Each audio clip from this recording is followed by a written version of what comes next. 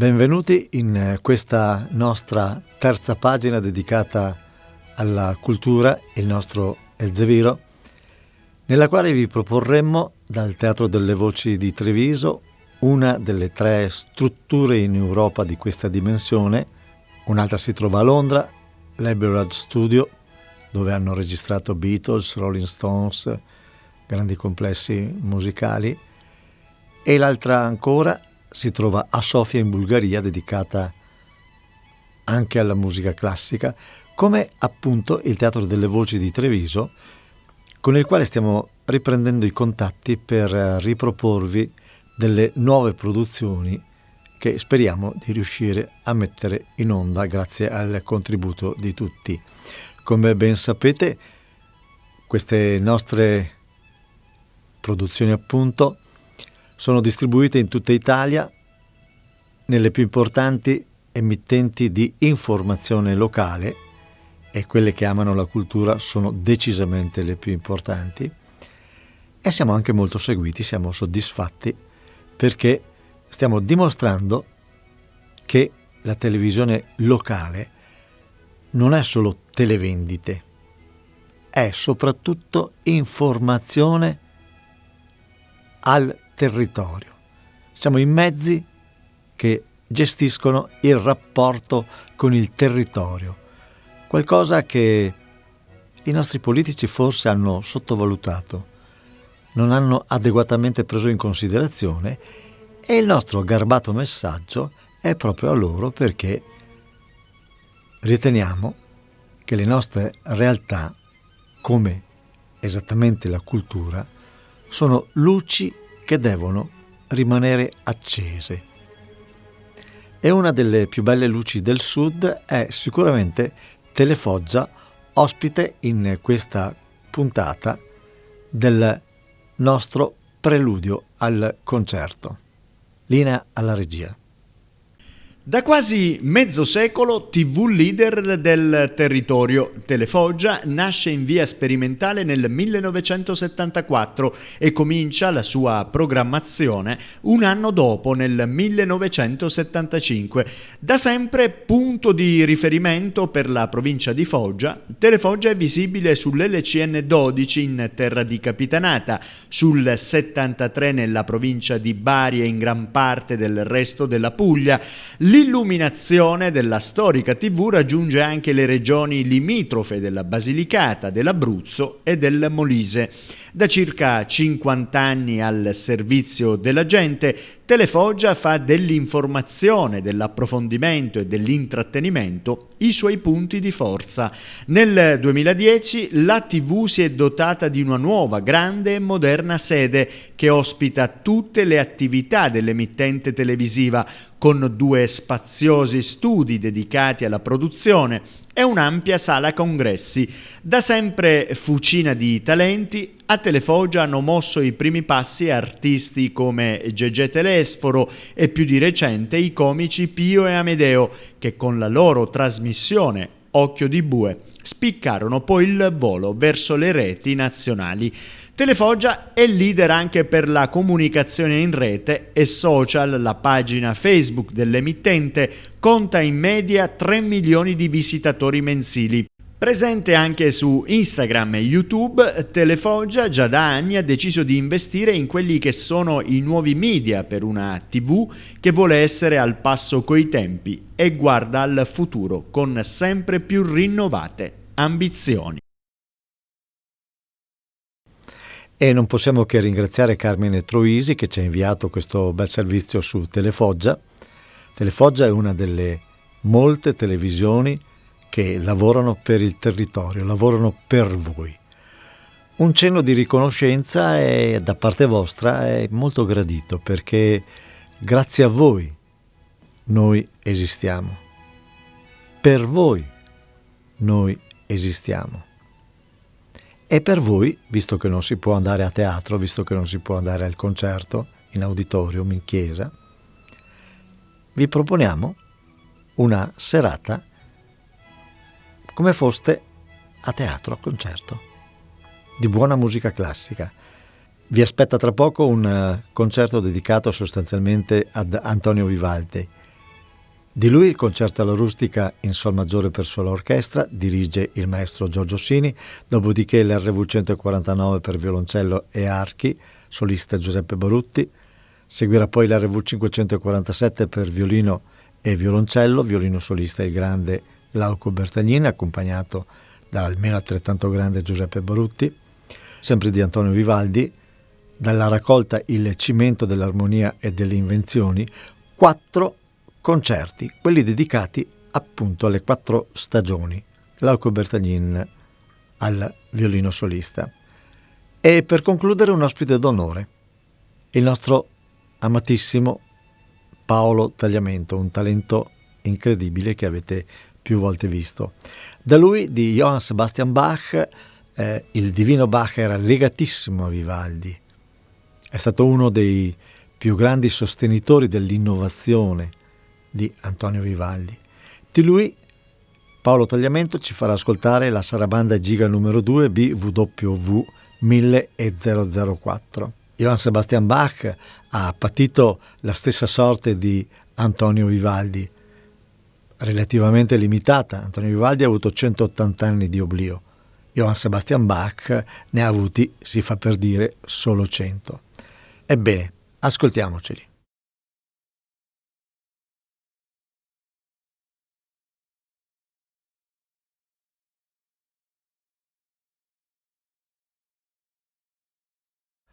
Il lavoro di Antonio Vivaldi fu riscoperto dopo oltre 180 anni di oblio negli anni 20 del secolo scorso. Le sue opere erano letteralmente sparite e ritrovate poi tra il Piemonte e la Lombardia grazie al professor Alberto Gentili di Vittorio Veneto, al quale era stata conferita la prima cattedra di musicologia d'Italia presso la Regia Università di Torino.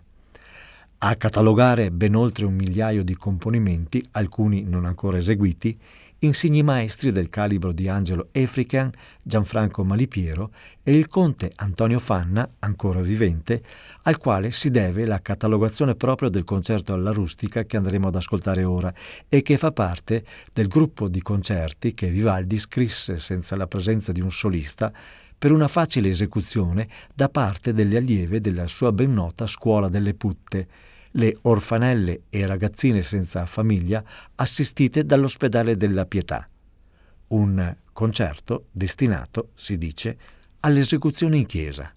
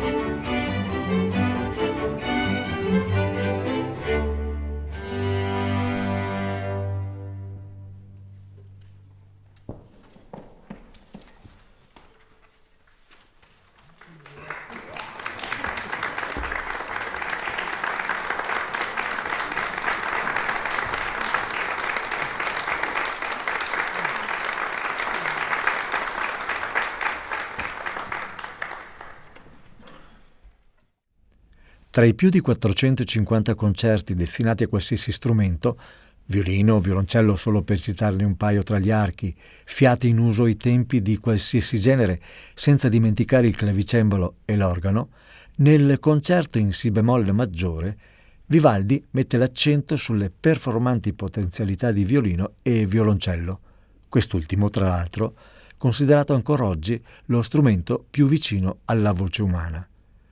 Dopo il lento recitativo iniziale, l'allegro moderato a seguire brilla nel suono dei due strumenti ad arco. L'armonico andante poi di fatto libera i solisti nello svolgere il loro tema. E infine l'allegro molto del finale fa risaltare maestosità e splendore degli allegri alla Vivaldi.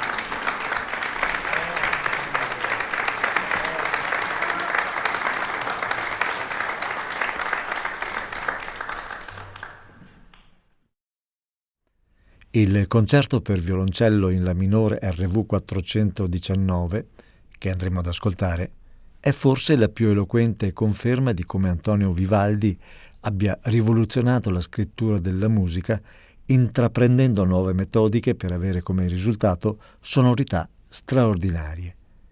In questo nuovo modo di concepire il concerto ha adeguato la composizione per il violoncello quale strumento solista, senza mancare di dare la massima considerazione al suo rapporto con l'intera orchestra, tutto ciò preoccupandosi di esaltare sia il valore virtuosistico del solista che le sonorità proprie dello strumento. In questo senso ne è prova l'interpretazione di un grande virtuoso, Giuseppe Barutti e il suo violoncello.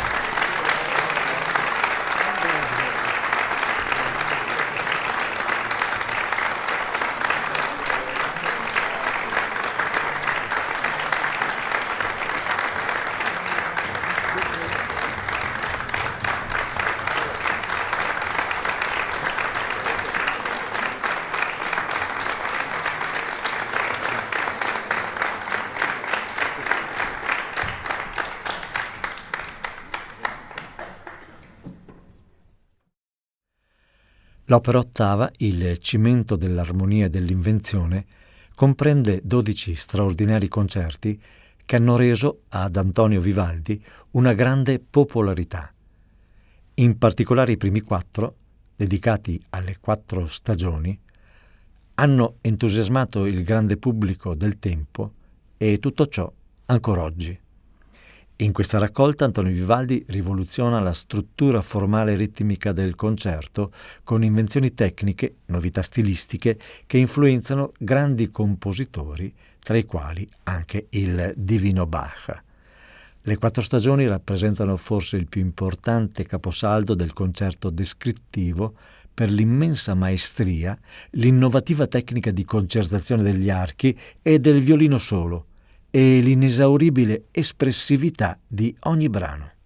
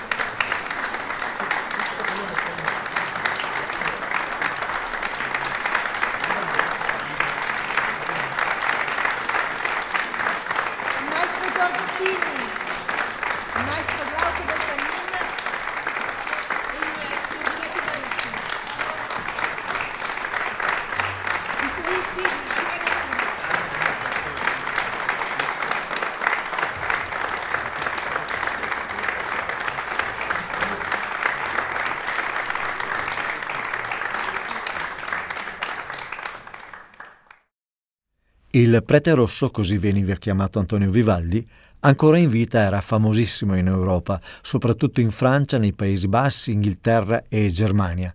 Oltre a compositore, fu tra i più grandi virtuosi del violino della storia, considerato il maestro dai grandi compositori e strumentisti del tempo. Solo per dire, Johann Sebastian Bach ha trascritto per organo, clavicembalo e 4 strumenti i 13 concerti per violino di Vivaldi, tanto che nei 180 anni della sparizione di oblio delle opere di Vivaldi erano queste, assieme alla partitura delle 4 stagioni conservata nella biblioteca dei Reali del Belgio, le uniche testimonianze del suo lavoro di compositore. Il giovane violinista Paolo Tagliamento, ospite d'onore del concerto, eseguirà un tributo al grande Johann Sebastian Bach, la Sarabanda e Giga numero 2 BWV 1004.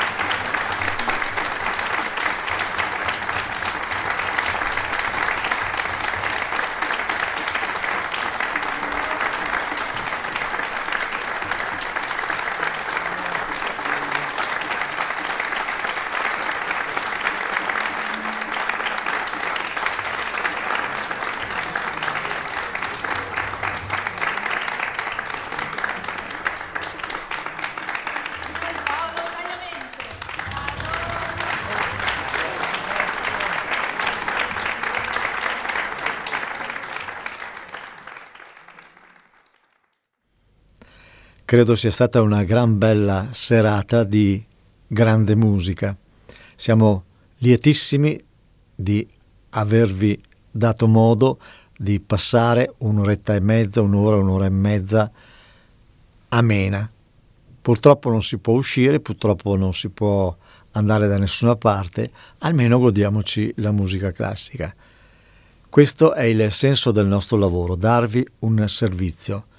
Da parte vostra vi raccomandiamo, rispettate tutte le regole, vi raccomandiamo, comprate italiano. Abbiamo bisogno di dare una mano ai nostri commercianti, ai nostri produttori, ai nostri agricoltori, ai nostri industriali, ai nostri artigiani.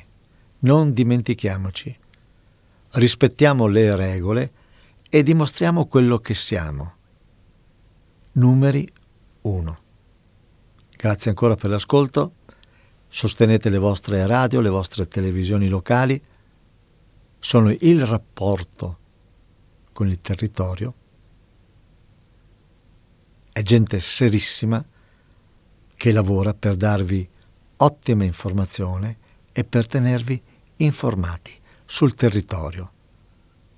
Hanno gli stessi diritti delle testate nazionali. Grazie e alla prossima.